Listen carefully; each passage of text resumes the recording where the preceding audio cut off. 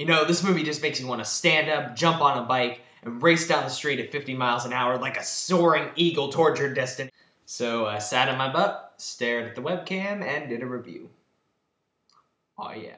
Hello and welcome to my review of Premium Rush, starring Joseph Gordon-Levitt, Michael Shannon, and Jamie Chung. Premium Rush centers on a fast and loose-living bike messenger named Wiley, played by Joseph Gordon-Levitt, who's asked to deliver a very peculiar package one day for Jamie Chung's character. The problem is that he has a police officer, played by Michael Shannon, named Officer Monday, determined as all hell to get this package away from him, so it's a big, long chase through New York City with the biking and the driving and the fast speed and whatnot. So Premium Rush I expected to be a mediocre late August action film. However, the pretty glowing reviews, considering the type of film this is, have made me think that it might be something more, kind of like a Fast Five type situation. However, it is in fact a mediocre late August action film, exactly as expected.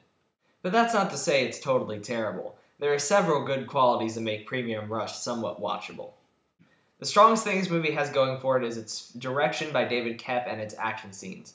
David Koepp is a filmmaker who's mostly done writing for such movies as Spider-Man and Jurassic Park, but has also dabbled in some smaller filmmaking like Ghost Town and Secret Window.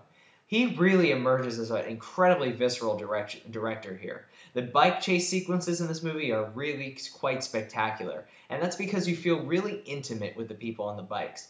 Through a number of invented first-person shots, tracking shots on the street, and just these really cool use of graphics. Like, for example, there are several points in the movie where Joseph Gordon-Levitt's character has this visceral reaction to what's going on the streets as he maps out his route, almost like a Sherlock Holmes type of deal as he imagines which route would be the best. There's just a lot of little graphical and visual touches here that really invest you in the story and what's going on.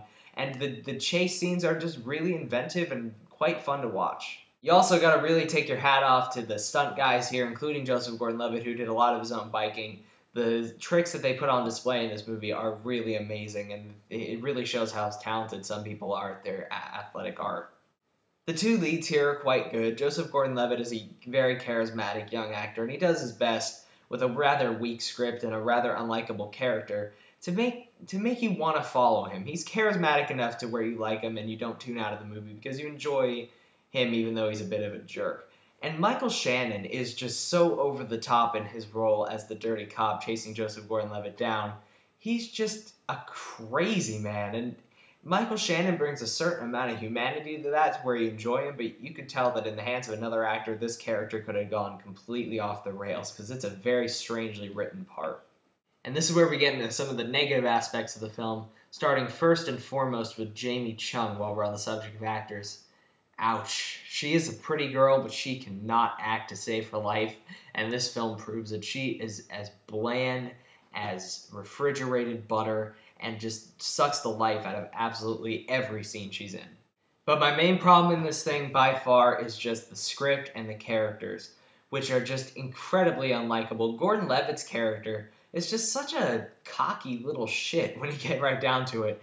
And while he's got like this likable quality, because Levitt can make anybody likable, at the same time you just want this guy to kind of fall off his bike and just stay down, because he's just kind of a dummy in a weird way. And all the other characters are just strangely written, so it's impossible to get behind them, especially Michael Shannon.